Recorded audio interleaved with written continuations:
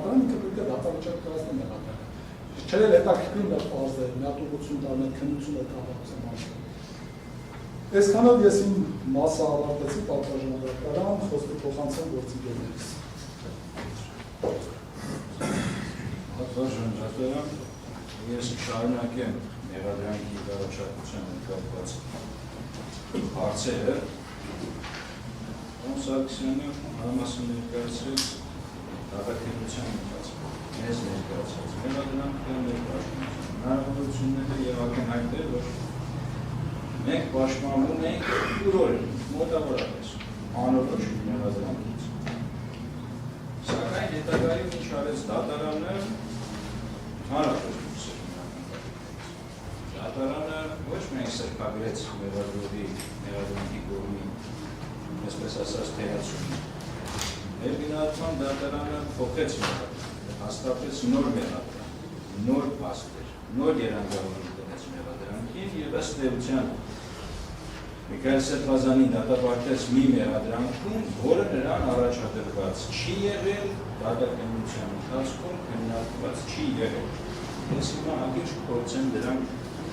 ներկայացնել։ Նախ դատանի ուշադրությունը կուզեմ հրավիրեմ մեղադրանքի կառուցվածքի վրա, ի սկզբանե ինչպես էր մեղսագրված։ Մեղսագրված էր մեկ առաջ երկու նպատակ կառուցվածքով։ Ըստ էության, ինչպես անընդհատ չկրկնեմ, անորոշ խոսույթը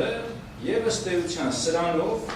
կատարել է իշխանություն զավթելու ոչ, սահմանադրական կարգը բռնի տապալելու ոչ։ Բայց հանցակազմի իմաստով մենք տեսնում ենք սրանք երկու տարբեր գործողություններ են եւ ի սկզբանե մենք այս առումով էլ ենք ակնկալում, լավ, որը որն է սահմանադրական կարգի տապալման մասը,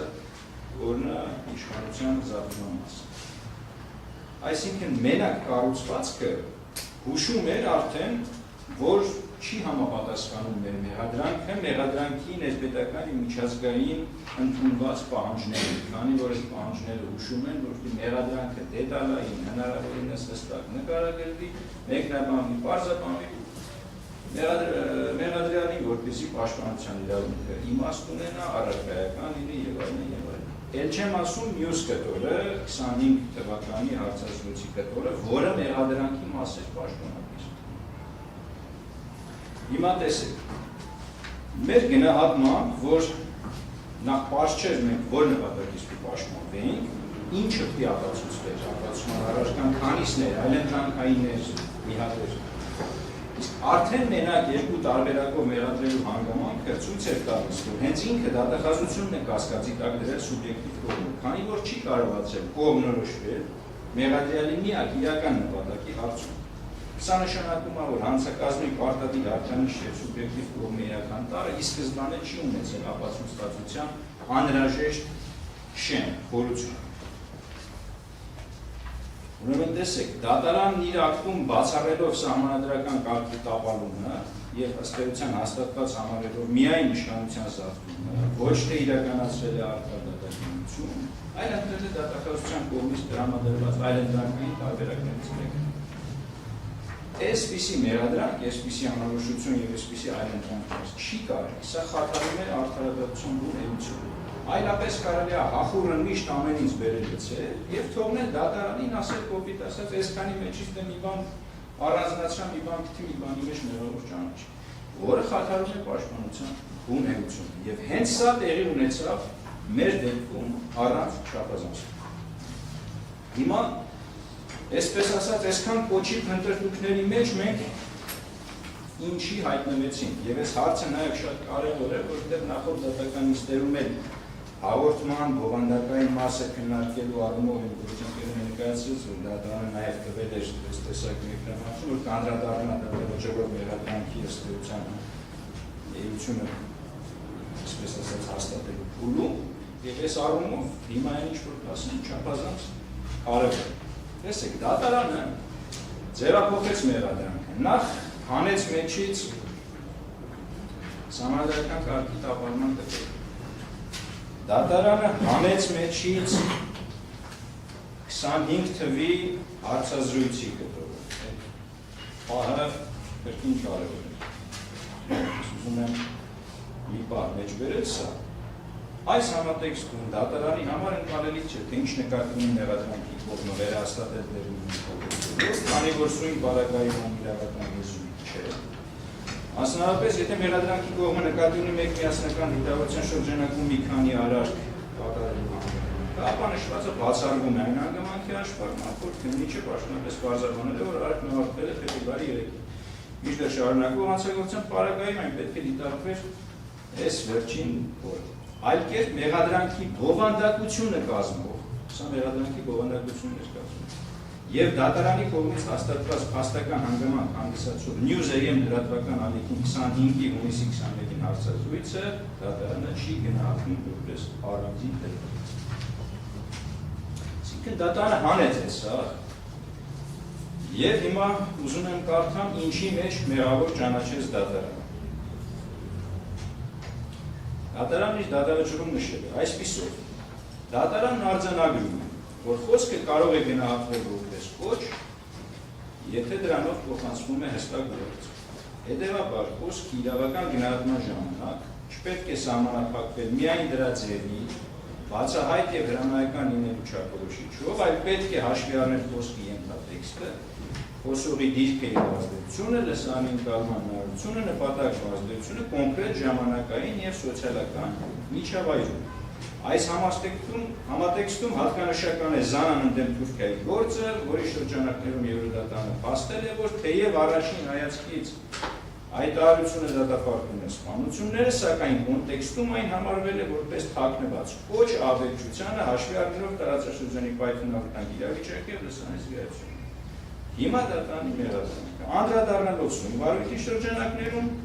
մեղադրյալի կողմից հնչեցված խոսքին դատարանն արձանագրում է, որ մեղադրյալի խոսքում ասվում է մեջ բերել է մի քանի ոչ ամբողջը, մի քանի, այսպես ասած, կապակցություն շագերտները փակ։ Այս հնչեցված խոսքը, եթե դիտարկվի կոնտեքստից կտրված եւ զուտ լեզվաբանական առումով,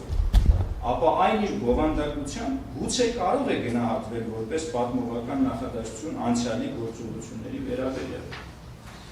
Մինչդեռ դատարանը գտնում է, որ հիշյալ խոսքի իրական նպատակն ու ակնկալվող արդյունքը գնահատելիս պետք է հաշվի առնել այն, որ դրանում պարունակվում են ուշադրություն։ Գործողություններ կատարելու անհրաժեշտություն, ընդ որում այդ անհրաժեշտությունը բխում է օրինական եղանակից զատ այլ եղանակով իշխանափոխություն կատարելու անհնարինությունից, ուստի առաջին հայացքից պատմողական նախադասությունն իր մեջ պարունակում է հստակ ուղերձ, ինչը կատարելու անհրաժեշտությունն էլ հաստատվում է ընտրություններով հնարավոր չի, սա փոխել հնարավոր չի արտահայտությամբ։ Հիմա տեսանք ինչ արեց դատարանը։ Դատարանը մեր գնահատմամբ փորձեց փրկել իր վիճակը եւ իսկապես անխոցելի փաստարկներին շրջանցելով, որ այո, թեև առաջին հայացքից կարծես թե այստեղ կոչ չկա, ինքը ստեղծեց փաստեր, ինքը կոչը դիտարկվեց թաքնված ուղերձի տեսքով։ Այսինքն մենք ողջ դատաքննության ընթացքում պաշտպանվում ենք էլի անորոշ, բայց գոնե մի բան հստակ էր։ Ուղիղ, այսպես ասած, դասական կոչից, դատարանը մեղավոր ճանաչեց Սրբազանին, թաքնված կոչ հնչեցնել։ Սրանք էապես տարբեր բաներ են։ Դատարան ասեց, այո, ձեր այդ նախադասությունները, ձեր բառերը կարծես թե նորմալ են առաջին հայացքից, բայց ես դրա տակ տեսնում եմ ուղերձ եւ այդ ուղերձն եմ դիտում հանցավոր եւ այդ ուղերձի համար եմ դատապարտում։ Հիմա նախ դատավարության տրամաբանության տեսակետից հարկ է նշել, որ անկախ հիմնավորվածությունից մեղադրանքը ներկայացնողը դատախազն է։ Հենց նա պետք է ներկայացնի մեղադրանքը։ Դատարանի նման առանձնացներ բառակապակցություններ, նշեր, թե որ բառակապակցությունն ինչ նշանակություն ունի մեղադրանքի համար։ Ամենակարևոր հատվածը կառուցվածքային առումով։ Հենց դատախազը պետք է մեկնաբանել ու նշել, որ այստեղ ուղիղ կոչ առկա չէ, այլ այս առաջին հայացքից պատմողական նախադասությունների մեջ թաքնված է հստակ ուղերձ, անպայման նշելով ինչպիսի ուղերձ,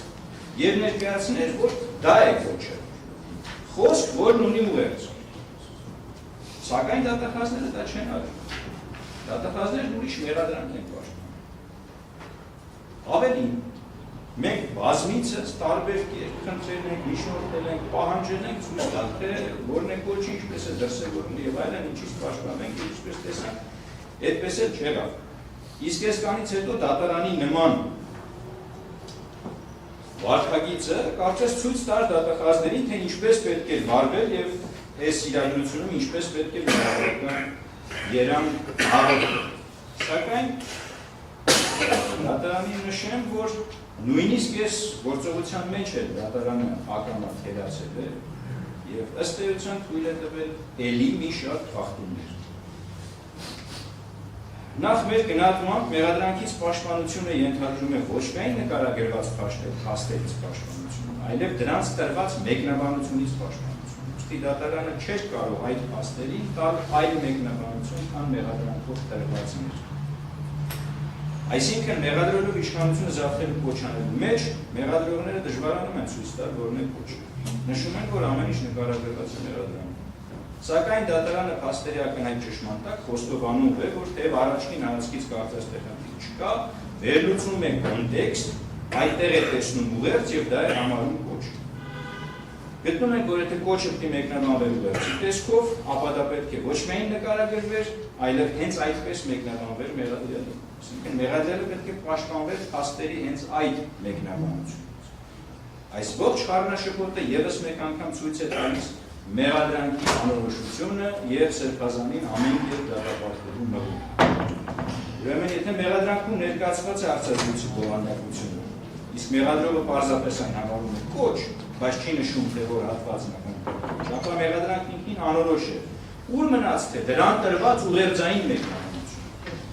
Անհնար է արդյունավետ պաշտպանություն իրականացնել, չիմանալով, թե ինչից է պաշտպանվում ուղիղ բառերից ու արտահայտություններից, որոնք մենք գուշակում ենք, թե առավել ևս թաքնված ուղերձներից։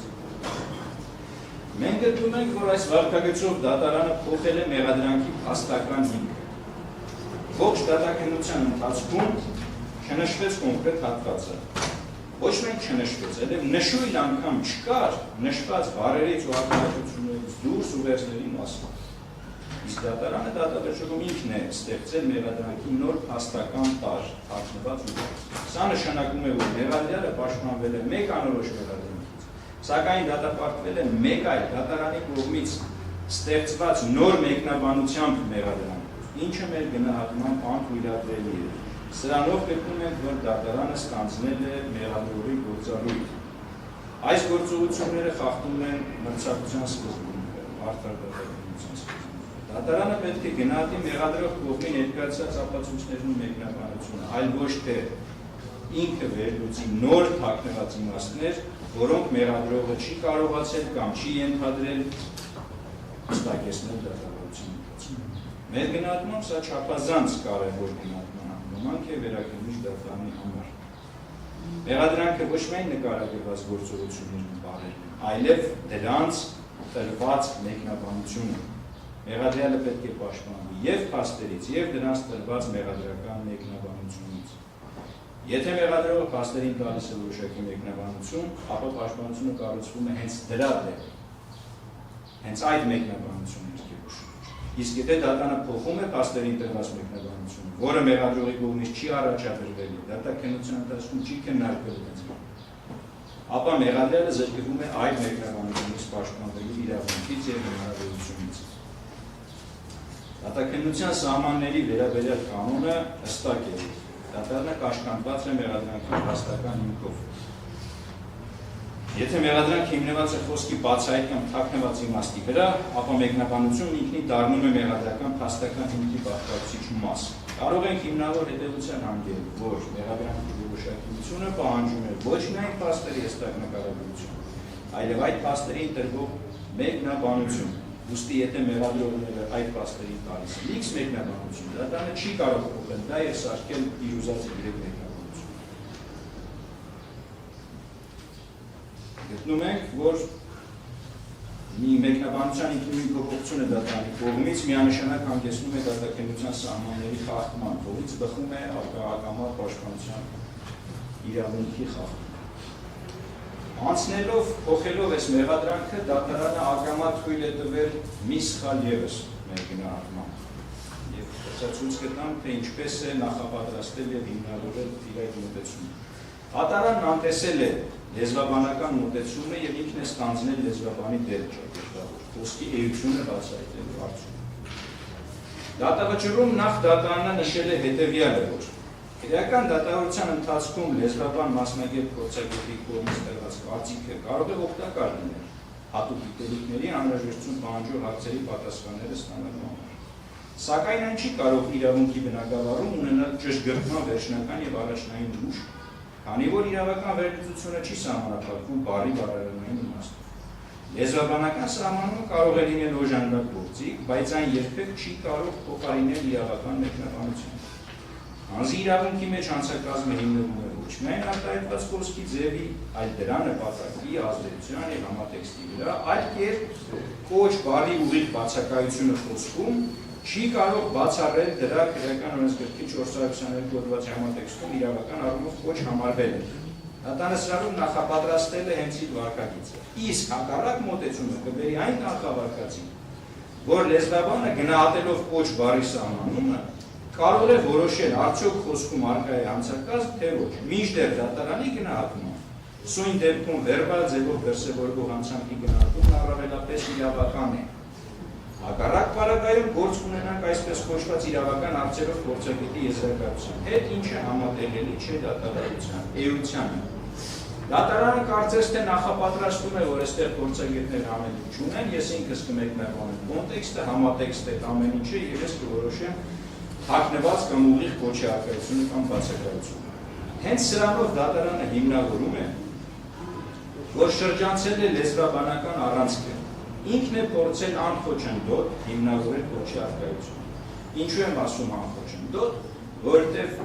մասնագետ փորձագետի արկայությունը այս դեպքում խոչնդոտ կլիներ։ Սակայն այստեղ նույնպես ձախողվել է դատարանը, քանի որ եթե նույնիսկ արդարադատության շահը պահանջում էր, այսպես ասած, առանց կոչի ուղիղ արկայության կոչի արկայություն հիմնավորել, այսինքն խոսքի էություն, համատեքստ, թաքնված ուղերձներ բացահայտել, ապա դրա համար դատարանը պետք է նշանակել փորձագիտություն կոչ, ատելություն, հարուցել, քարոզչություն, նմանատիպ այլ իրավական հասկացություններ իրենց հիմքում ունեն լեզվական եւ հաղորդակցական բաղադրիչներ եւ էություն, որոնք դուրս են գալիս բառարանային բարձ իմաստից, բայց պահանջում են լեզվաբանական գիտելիքներ, որպեսզի խոսքի ինտոնացիան, համատեքստը, պրագմատիկ ազդեցությունը, դիսկուրսի վերլուծությունը, քողարկված իմաստները, մանիպուլյատիվ տեխնիկաները եւ այլն ճիշտ մեկնաբանեն։ Դատարանի այն դիտարկումը, որ կոչ բառի ուղիղ բացակայությունը չի բացառում դրա իրավական կոչ համարվելը, ինքնին պահանջում է ոչ թե պարզապես իրավական, այլ հենց օրը լեզվաբանական վերլուծություն բացահայտելու համար այդ քողարկված կամ ենթատեքստային կոչի արկայություն։ Հենց հատուկ գիտելիքներ կրող փորձագետը պետք է բացատրեր, թե ինչպես եւ ինչ մեթոդներով է այդ քողարկված կամ ենթատեքստային կոչը բացահայտում։ Դատարանի հաջորդ պնդումը, թե վերբալ ձևով դրսևորվող հանցանքի գնահատումն առավելապես իրավական է։ Թեև ճիշտ է ձևական ընթացակարգային առումով, սակայն անտեսում են փաստը, որ դատարանի որոշումը հիմնվում է փաստական եւ մասնագիտական վերլուծության վրա։ Մեր դեպքում հատկապես, երբ հանցանքը դրսևորվում է բառերով, ապա այդ բառերի իմաստի, նպատակի, համատեքստի եւ ազդեցության վերլուծությունը լեզվաբանության առարկան է։ Այս դեպքում լեզվաբանական վերլուծությունն այնքան կարևոր է դառնում, որ առանց դրա իրավական գնահատականը կարող է եւ որպես կանոն լինում է մակերեսային։ Դատարանի գնահատականը, որ այն առավելապես իրավական է, չի նշանակում, որ այն նվազ լեզվաբանական կամ կարող է լինել առանց լեզվաբանական մոտեցման։ Փորձագետը հատուկ գիտելիքների օգտագործման տրամադրում է կարծիք կամ եզրակացություն, որոնք անհրաժեշտ են, ոչ թե օգտակար են, անհրաժեշտ են կոչ փաստական հանգամանքը հաստատելու համար։ Հատկապես, երբ դրանք արտահայտված են քողարկված կամ ենթատեքստային ձևով, ինչը հենց հաստատել է դատարանը։ Դատավճռից ակնհայտ է, որ փաստորեն դատարանն իր որոշմամբ հաստատել է մեղսագրված խոսքում ուղղակի արտահայտված խոսք, որը կարող է որ ուղղակի արտահայտված խոսք, որը կարող է համարվում, որ առկա չէ, սակայն ինքը անձամբ գնահատել է խոսքի ենթատեքստը, խոսողի դիրքը եւ ազդեցությունը, լսարանի ընկալման հնարավորությունը, նպատակն ու ազդեցությունը կոնկրետ ժամանակային եւ սոցիալական միջավայրում, ապա բացահայտել է իրական նպատակն ու ակնկալվող արդյունքը եւ որոշել, որ առաջին հայացքից պատմողական նախադասություններն իրենց մեջ պարունակում են հստակ, թե ինչպիսի ուղերձ դա չի բացահայտել։ Դրան հաջորդի անդրադառնալու են։ Սա է երթում։ Դատական ակտում բացակայում են, թե դատարանը ինչպես գնահատեց ինտերտեքստը, այդ ինչ ժամանակային եւ սոցիալական միջավայրեր։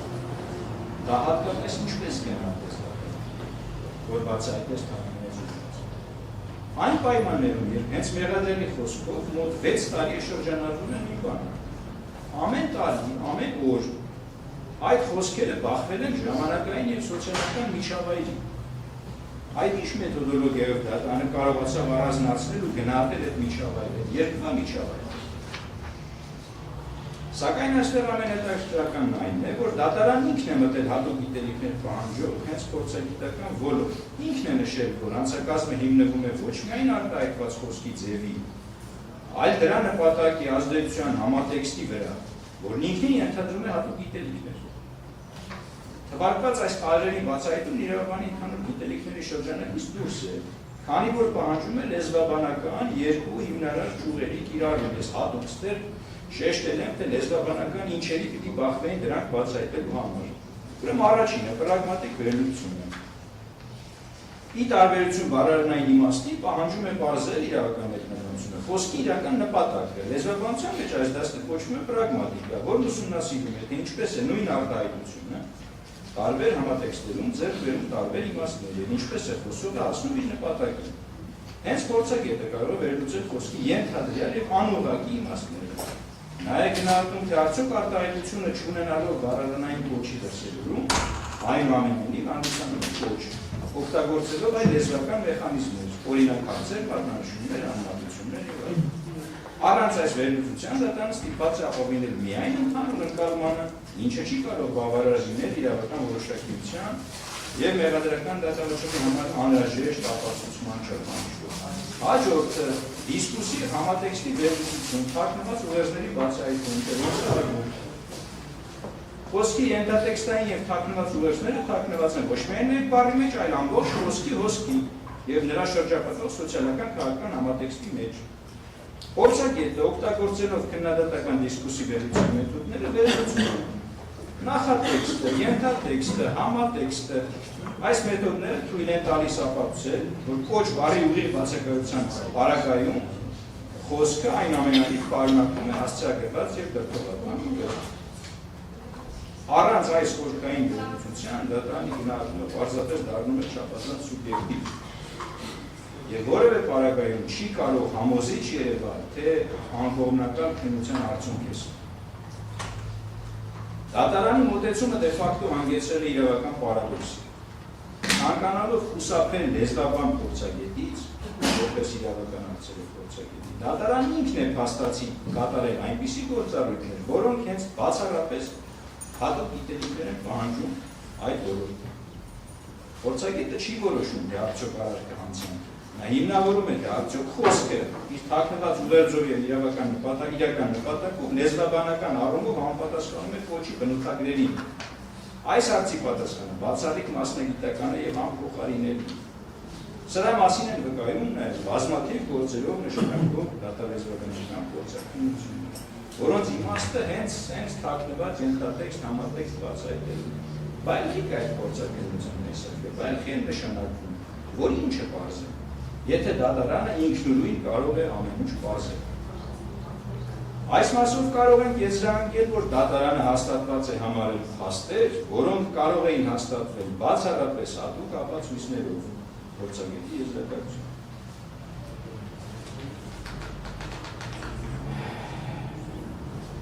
Ակնհայտ է, որ դատարանը չունի մեղադրանքն ապացուցելու պարտականություն։ Եվ այդ առումով դատարանի չափազանց ակտիվությունը սահմանափակված է հենց մրցակցության սկզբունքով։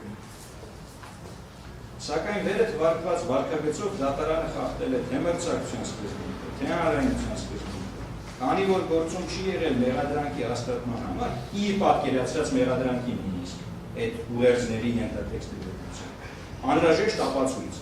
Հետևաբար դատարանը միանշանակ պետք է կայացնել արտարացման վերդիկտ, չպետք է անհանգստանալ մեղադրանքի ապացուցվածությամբ։ Սա մեղադրողի ֆունկցիան էր։ Նա պետք է ապացուցեր, առկա է թաքնված ուղերձ, ենթատեքստ եւ այլն։ Նա էլ չի արել բնականաբար, որտեղ չգիտեր, որ իր պաշտպանած մեղադրանքը դրա մասին է, որ մի հատ էլ ապացույց բերեր։ Սակայն դատարանը անցնելով մեղադրանքի կողմը ինքն է փորձել ձևավորել եւ բացահայտել անհրաժեշտ տարրերը, հանդես չգալով որպես անկողմնակալ դատարան, այլ իրականացնելով մեղադրողի ֆունկցիա։ Նույնիսկ այս իրավիճակում արդարադատությունը բացառապես իրավունքի շահերից ելնելով իրականացնելու պահանջի շրջանակում դատարանը պետք է սեփական նախաձեռնությամբ եւ դեպքան կարիքը կար, պետք է նշանակեր դատարանական գործակալություն։ Իր արդար դատական ակտի համար պահանջվող այդ փաստը գնահատելու կամ հաստատված համարելու համար, որ ստանալ իր ուզող հարցերի պատասխան։ Ոչ թե ինքը հանդես գալ որպես փորձագետ եւ սեփական հիմնավորումներով փնտրել եւ գտնել ուղերձ եւ կոնտեքստ խախտելով, որ այս գրքի 252 հոդվածի երկրորդ մասի պահանջն առայն, որ փորձաքննությունը կատարվում է անկախ վարույթի ներգրավված այլ անձանց մոտ հատուկ դեպքերի արկայությունից։ Պատվարժան դատարան։ Այսքանից հետո էլ դատարանը կրկին մեղավոր է ճանաչել անորոշ մեղադրանք։ Չնայած մեղադրողներն ինքնին պաշտպանում էին անորոշ մեղադրանք, եւ ողջ դատաքննության ընթացքում այդպես չհասկացանք, թե որ խոսքերն էին խնդրահարույց, որոնք էին ուղղված իշխանության զարգացմանը, իսկ որոնք սահմանափակված դատապարտել են։ Ամեն դեպքում դատարանը ագին մաքրելով մեղադրանքը ի վերջո ձևակերպեց այն։ Նախ արձանագրեց, որ սահմանադրական կարգ ոչ չկա կարգ ապարելու ուղղված։ Այն մյուս մասը հանեց, կամ միայն իշխանություն զավթելու կոչ։ Ի վերջո առանձնացրեց մեղադրանքից մի հատված, որը դիտել է ամենախնդրահարությունը, եւ որոշել, որ թեև ուղիղ կոչ չկա, բայց կա ուղերձ, սակայն կրկին մնացել է անորոշ, թե այդ ուղերձն ինչի մասին է, ինչու է այն հանցավոր եւ այլն։ Դատարանը լավագույն դեպքում նշել է, որ խոսքում պարունակվում են գործողություններ կատարելու անհրաժեշտություն։ Շատ լավ։ Կրկին հարցերը չեն ստանում իրենց պատասխանը։ Ինչ գործողությունների մասին է խոսքը։ Դատարանը լավագույն դեպքում բացահայտել է այդ գործողություններ կատարելու անհրաժեշտության պատճառը, նշելով. այդ անհրաժեշտությունը բխում է օրինական եղանակից այլ եղանակով իշխանակողություն կատարելու անհնարինությունից։ Էլի շատ լավ, կրկին վերևի հարցերը չեն ստանում իրենց պատասխանները։ Թե օրինակ այդ օրինական եղանակից այլ եղանակով անհնարինության պատճառով ինչ գործողություններ կատարելու անհրաժեշտության մասին ուղերձ կար, որի համար մարդը դատապարտվում է։ Այսինքն սրբագրելով մեղադրանքը, փորձելով ինչ-որ մի բան ստանալ, դատարանը ձևավորել է մեկ այլ անորոշ մեղադրանք, որի կատարման մեջ մեղավոր է ճանաչել սրբազանին։ Այստեղ կրկին հարց է ծագում, թե արդյոք կարող է գոյություն ունենալ նման մեղադրանք, որի համար անձը դատապարտվում է։ Դատարանը փորձել է ստեղծել տրամաբանական շղթա, որտեղ սակայն բացակայում է ամենակարևոր օղակը, անցավոր արարքը։ Այդ ինչ գործողություն է, ինչի մասին ուղերձ է, որի համար մարդը դատապարտվում է։ Դատարանը ընդհանրապես փորձ է արել պատճառ հիմնավորել։ Սա ընդհանրապես պատճառ է, թե ինչու պետք է գործել։ Սրա արդյունքում է դատարանը արկա է գործողություն կատարելու անհրաժեշտություն, բայց թե ինչ գործողություն, դատարանը չի բացահայտում։ Օրինակ, շենքեր շրջապատել, ճանապարհ փակել, ինչ անել։ Սրանով դատարանը խախտել է մեղադրանքի որոշակիության պահանջը։ Դասագրքային ճշմարտություն է, որ մեղադրանքը պետք է հստակ եւ որոշակի։ Դատավճիռը պարտավոր է պատճառաբանված պատասխանել հետեւյալ հարցերին. ինչ արարքի համար ի վերջո անձը մեղավոր ճանաչվել։ Որն է կոնկրետ հանցավոր այդ ուղերձը։ Մենք այս հարցի պատասխանը չունենք։ Ինչն է դրանում հանցավոր, ինչ գործողություն կատարելու անհրաժեշտություններ։ Այսինքն օբյեկտիվ կողմը ըստ էության չկա, բայց մեղավոր է ճանաչել դատավճիռը։ Վերստին կարևորում ենք, որ ընդհանրապես դատարանը եզրակացրել է, որ կա անհրաժեշտություն կատարելու գործողություններ, որոնք բխում են X պատճառից։ Վերջակետ։ Այս դատողությունը դեռևս անորոշ է եւ չի պատասխանում ինչ գործողություն հարցին։ Այսինքն տեսեք, մենք վաղուց հերվածել ենք մեզ առաջադրված մեղադրանքից։ Մտել ենք դատարանի մեղավոր ճանաչված մեղադրանքի մեջ, էլի չենք կարող հասկանալ, վերջեն չի դատապարտել։ Ուրեմն ակնհայտ է, որ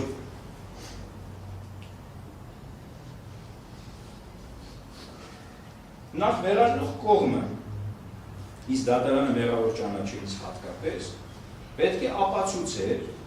հանցագործության յուրաքանչյուր տարր, դատարանն էլ գնահատեր։ Սակայն եթե դատարանը չի կարողանում գոնե հստակ ցույց տալ բացահայտել, թե ինչ կոնկրետ գործողություն կատարման անհրաժեշտության մասին է խոսքը, այսինքն կոչ է արվում, որ ինչ անի, ապա մեղմ ասած չի կարող լինել հիմնավորված մեղավորություն, այսպես ասած։ Այստեղ ակնհայտ խախտված է 1/6 հատվածը պատվարժան դատարան, նույնիսկ մեր ստեն, հիմա ուզում եմ էլ ավելի առաջ գնում, էլի։ Ցույց տալու համար, թե որքան անորոշ ու որքան ոչ իրավական է ողջ գործընթացը, ասում եմ մեղադրողներից հիմա փորձեմ ավելի մեղադրող դնել, մեղադրական երանգով ներկայացնել հնարավոր ոչ։ Ուրեմն չափորոշիչներ այդտեղ բողոքում մանրամասն կան, դրանցից մեկը հետևյալն է։ Ինչքան էլ որ միմյանց լրացնելով մեղադրանք փորձեն ձևակերպել, կոչի չափորոշիչներից մեկը հետևյալն է, պետք է լինի հստակ եւ իրականանալի։ Այսինքն այն լսողը պետք է հասկանա, թե իրենից ինչ է պահանջվում ի վերջո։ Այս համատեքստում, այսինքն մենակ ես մի չափանիշով եմ նայում, եթե նույնիսկ սենց ավելի առաջ գնա,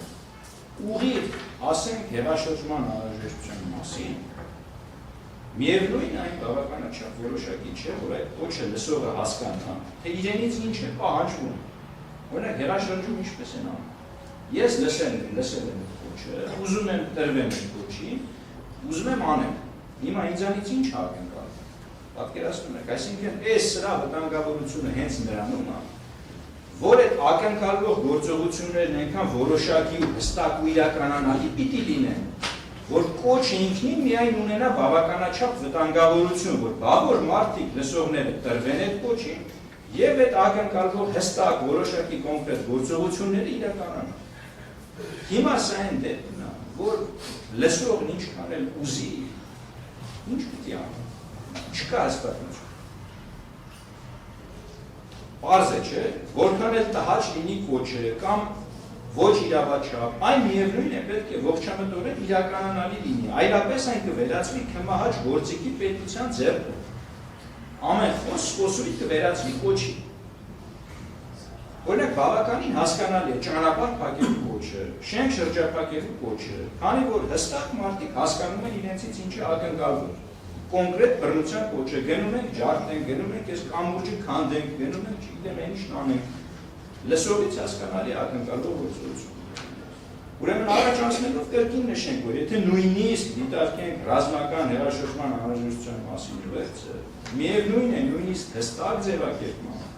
ինքնին անորոշ է եւ չի բավարարում այդ չափանիշը։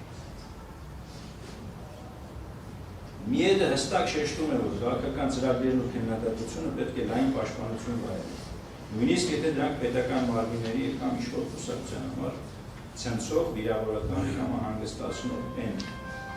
Նույնիսկ մեր ցանկության դեպքում հնարավոր չէ բառակապակցություն համարել համախոհ, քանի որ ռազմական հեղաշրջման անհրաժեշտություն արտահայտությունը մնում է քաղաքական գաղափարի ցանկության մակարդակում։ Այն չի արտահայտում հստակ իրականանալի հրահանգ։